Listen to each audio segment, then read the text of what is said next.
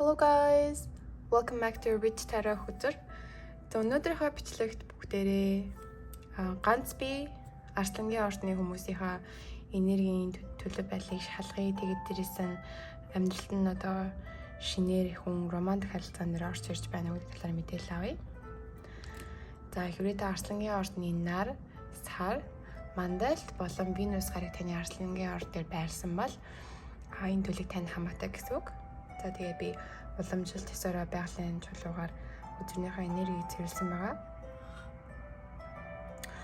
Хүмүүстэй хандаж хэлэхэд энэ маань ерөнхий төлөв учраас хүн болгоны амьдрал таарна гэж байхгүй.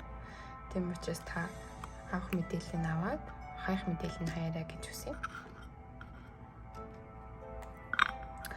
За над мэдээлэл авчирдаг хон хэрүүд минь Арслангийн ордныхны маань ганц би Арслангийн ордныхны маань энерги хямрхан харагдаж байна. Шинээр амьдралд нь хүн орж ирж байна. Тэр талаар хэлж өгөөч. Романтик харилцаанд нэр хүн орж ирж байна уу? Ганц би Арслангийн ордны хүмүүс маань.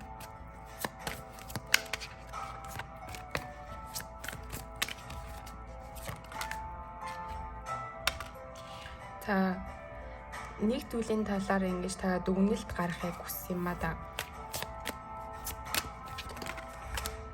Нэг зүйлийн талаар шийдвэр гаргахыг хүссэн маань. За өхрийн ордтой хүн орж ирж шүү. Өхрийн орд байна, охины орд байна, эсвэл материйн ордны хүн байна. Тэгээд танаас жоохон насаар ах тийм хүн харагдаж байна. Ace of Wands ташаарч байна. За би ихлэх хүзрнүүдээ бүгдийг нь унгасныхаа дараа тэгээд хүзэр болгон дээр ингэж тодорхойлъё. За 7 өдөр унгасан.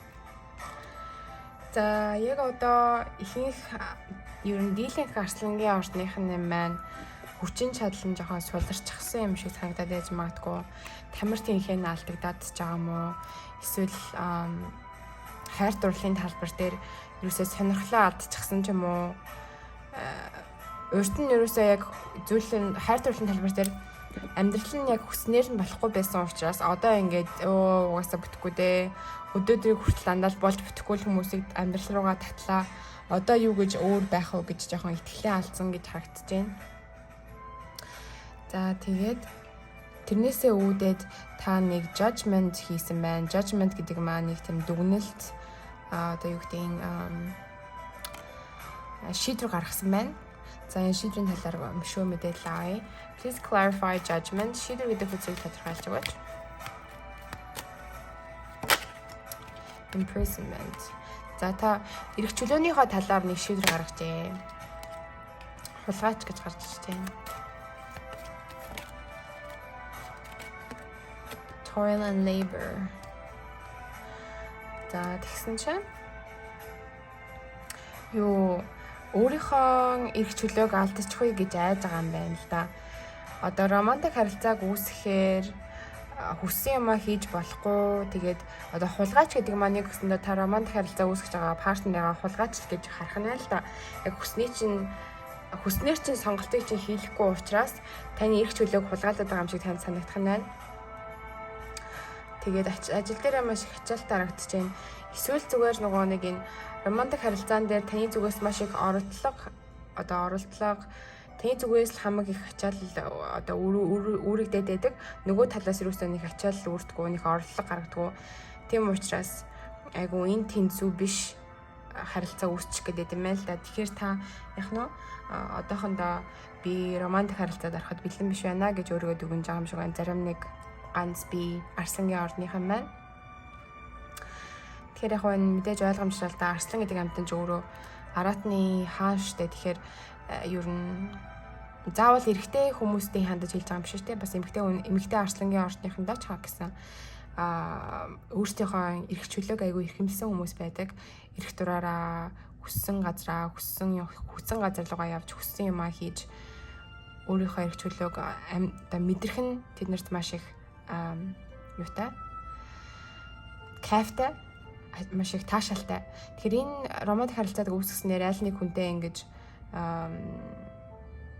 холбогдсноор тэр эрх чөлөөгөө алдчихгүй гэж айх айдас нь мэдээж it's reasonable буюу ойлгомжтой. За тэгсэн чинь таны амьдралд юм тийм нэг ерөнхийдөө бас санхүү дээрээ яг доктортой нэг хүн орж ирж байна. Санхүү дээрээ урт хугацааны доктортой байдал дээрээ бас итгэх найдах тал дээр ч гэсэн ер нь энэ хүнд найдаж болно гэсэн үг. Тэгээд энэ хүн маань шорон махбодтай байна. Шорон махбодтай. Матрын орд гэж болно. Тэгээд охины орд, үхний орд. Тэгээд дээрээс энэ хүн өөрөө юм бие даасан бизнес хийдэг гэж магадгүй. За энэ хүнийг уламж тодорхойлуулъя. Please clarify the King of Pentacles буюу зоосны хаан хүзийг тодорхойлж өгөөч. За зам дээр ч гарч ирж байгаа юм даа энэ хүн маань. Тэгээд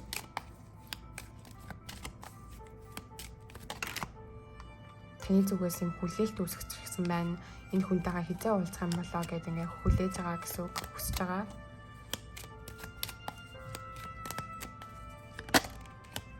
За тэгээд өшөө мэдээлэл өгөөч.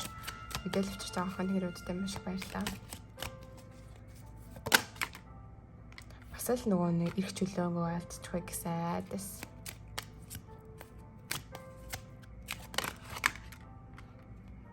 Judication шүүх хурал гэж ах юм. Юу зарим нэг арслангийн ордныхан маань шүүхийн танхимд ажилладаг байж магадгүй. Эсвэл шүүх хурлын шугамар энэ хүнтэйгээ танилцаж магадгүй юм шүү за. Энэ хүн өөрөө шүүхэд ажилладаг байж магадaltaй. Шүүгч, хуульч, эсвэл хуулийн талаар сурдаг сурагч, хууль заадаг багшч, профессорч байж болох юм байна. Тэгэхээр хуультай холбоотой энэ хүнтэй танилцсан. Тэгээд яг нөө ингээд зам дээр чинь ингээд гэрэл хасж байгаа юм шиг энэ хүн ингээд гарч ирнэ. Яг нөгөө зайны хань зам дээр гэдэг шиг pathway гэж байгааз. За тэгсэн чинь нэг л юмд та ингээд сонирхлоо алдчихсан байна. Дотроос чинь ингээд уулын гал асдаг байжгаад тэр гал чинь мохчихсан байна л да. Яг урд нь ингээд таны зүрх сэтгэлийг шахлуулсан маш олон зүйлүүд болсон болохоор одоо ингээд итгэл найдвараа алдчихсан байж магадгүй. Тэгэхээр энэ Ace of Wands гэдэг хүчийг бүдгээ тодорхойлуулъя. За энэ ягаад гал дотоод гал нь ингээд бүдгэрч байна вэ? Ягаад өөрийнхөө романтик харилцааны талбар дээр ингээд хүсэл эрмэлзэлээ алдна вэ гэж mature man гэж гарч ирж байна. Бие даасан залуу тийм танаас насаар ахал залуутай та уулзах нь залуу яг заавал эрэгтэй хүн байх шаардлагагүй үзэж байгаа зарим эрэгтэй үзэгчтэй хандаж гэдэг энэ танаас ерөнхийдөө айгүй тийм насаар ихч байж болно. Эсвэл үзэн харсан юмараа танаас илүү зөндөө учраас амьдралыг харах өнцөг нь айгүй том уужим илүү одоо юу гэмдэ томоочсон гэсэн үг. Тэгээ зарим нэг арслангийн ордны хүмүүс маань хайр дурлалын талбар дээр маш их зөвхөрсөн байна л да. Зөвхөрлийн энерги харагдаж байна. Шаналсан, зовсон, тэгээд хизээ гэж өөрөөсөө маш их асуудаг. Бусад хүмүүстэй өөрийнхөө амьдралыг харьцуулахаар өөрийнх нь амьдрал ингээд яг болж бүтггүй байгаа юм шиг санагддаг. Эхлэл битгий санаа зовоодохгүй энэ золбоо гинэ. Болцоо гэдэг зүйл орж ирж байна таны амьдралд. Болцоо гэдэг зүйл шинэ боломж орж ирж байгаа. Тэгэхээр битгий итгэлээ алдаарай та. Энэ courtship гэдэг чинь ерөнхийдөө болцоо гэсэн утгатай л та. За тэгсэн чинь Knight of Pentacles ингээд шинэ боломж орж ирж байгаа байхгүй юу? Хүлэг баатар ингээд зоос хатгаад. Тэгэхээр энэ дээр яг ямар тал дээр шинэ боломж орж ирж байгаа бүгдийг тодорхойлуулъя. Please clarify the Knight of Pentacles. Тэгэл авчиж байгаа охин хэрүүдтэй маш их баярлалаа. Expectation хүлээлт үүсчихсэн байна. Одоо энэ та амьдралдаа шинэ боломж орж ирэх нү гэдэг ингээд хүлээж яана л да романтик харилцаан дээр. Тэгээд орж ирж байгаа шүү гэж би та бүхэндээ хэлье. Тэр чинь шорон моходтой тийм насаар их ч хүн орж ирж байгаа. Айгу бас томоочсон тийм хүн байгаа. Энийг айгу уужмаар хардаг. Тэгээд bad health гэж юм. Зарим нэг арслангийн ордныхан маань жоохон стресс гэж байгаа мó. Ер нь эрүүл мэнд дээрээ жоохон анхаар гэж гарч ирж байна. Заримдаа бид нөгөө нэг юмны талаар ингээд бодсоор хагаад хоол идэх туршил байхгүй болдог шиг энэ нөгөө нэг стресс бодол гэдэг зүйл чинь бидний бас эрүүл мэнд дээр ч нөлөөлж чадах тийм хүчтэй байдаг.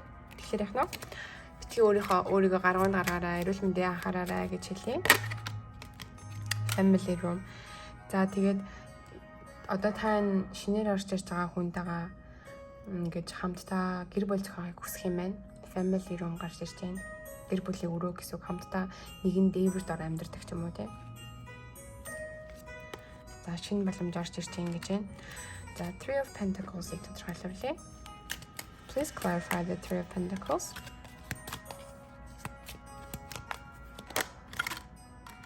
Дахиад хүлээлт family room. Уучлаарай, би энэ хүзрүүсээ холоогүй байсан байна. Сайн холиот. За энэ 3-ын зоос доош гарч унсан талаар тайлбарлаж өгөөч. Энэ яг юутай холбоотой вэ? Ажил мэргэжилтэй холбоотой гэж би харж байгаа байхгүй юу?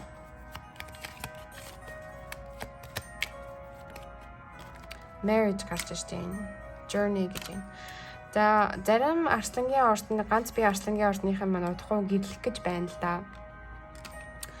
За тэгээд гэрлээд тэгээд тэр хүнтэйгээ хамт ингээд journey адал явд хүлээж ингэндээ таныг хамт ингээ богоон суугаад адал явд явах юм болов эсвэл хамтдаа нийш тийшээ аялахыг хүсэх юм болов гэрлснийхаа дараа нөгөө нэг honeymoon гэж ярьдаг штэ анхны шүн гэдэг ч үлээ одоо honeymoon-ыг монголоор юу гэж хэлдэг гэрлснийхаа дараа амирчууд нэгээд өөр газар руу явдаг штэ хамтдаа хосороо тэр тийм үед ингээд өөр газар руу явж яж магадгүй юм байна.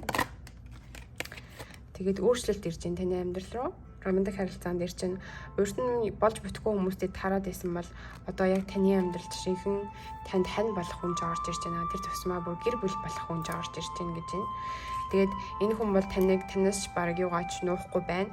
Бүх юмыг нэлен талангүй яг толгоогоороо, ухаанаараа, бодлоороо ингэж ойлголцсон гин л дээ. Тэгэхгүй зарим хүмүүс чинь бид нарыг нэг өөрсдийнхөө нь юу бодож байгааг бодлын байраг уншаад хүслийн мэдрээсэй гэж хүсдэг. Тэгэхээр энэ хувьд бол тийхгүй. Энэ хүн яг хэлж байгаа хүсэж байгаа зүйлээ ингэж хэлдэг, ойлголцдог. Тэгээд айгүй тийм оюунлаг хүн байна гэж гарч ирж байна. За тэгээд тийм учраас ийм оюунлаг хүмүүс чинь ерөнхийдөө гадаад үзмжөнд нэг анхаарал хандуулдаггүй. Тэгэхээр тухайн хүний оюун санаанд нь юу байна, ухаантай байна уу, мэдлэгтэй байна уу гэдэг нь тэр хүнд илүү одоо секси харагддаг, илүү одоо тачаангуй харагддаг гэсэн үг. Тэгэхээр яг нөө оюун санаанд нь илүү дурлах юм шиг байна. Гадаад үзмжнээс илүүтэйгээр. За та бүхэдтэй ямар зөвлөгөө өгч байна тэрийг харъя. За зангуу аялал харагдаж байна. Аалзны тор харагдаж байна. Тэгээд туулай харагдаж байна. Нилээн л аялал харагдаад байх юм. Тэгэхээр яг энэ хүнтэйгээ хамт аялах юм болов эсвэл аялж байгаа энэ хүнтэйгээ танилцах юм болов туулай чинь нөгөө нэг дэлхий дээгүүр дэгдээд байдаг гэдэг чинь яг тэрүүн шиг бас ингээл ийш тийшээ аялал ингээл дэгдээл явж исэн чинь энэ хүнтэй таарч магадгүй. Тэгээд та ингээд хамт таарсныхаа дараа ингээд харилцаа үүсгэх явахдаа жоохон аалзны торонд орсон юм шиг санагдаж магадгүй. Ингээд яг урд нь болохоор ингээд хүссэн юм хийгээдсэн чи одоо жоохон өөр нэг хүнтэй ингээд зөвлөж байгаа сонголтоо хийх шаардлагатай болоод жоохон ингээд баригдмал санагдаж магадгүй гацсан юм шиг. Гэтэ арслангийн ордныхан ганц биеийг арслангийн ордныхандаа хандаж үлэхэд ийм сайхан жинхэнэ хайр ирж байгаа учраас битгий шантраараа, битгий бууж өгөөрэй, битгий бас нөгөө нэг өөрийнхоороо гэж бас битгий зүтгэхээрээ тэгээд заримдаа нөгөө нэг альнаа нэг зүйлээр зөв сонголт хийхэд бол бууж өгнө гэдэг маш одоо ашигтай скил байдаг. Тийм учраас тэрийг бас суралцах хэрэгтэй гэж зөвлөе. За ингээд сонсож байгаа арслангийн ордныханд амжилт хүсье. Баярлалаа.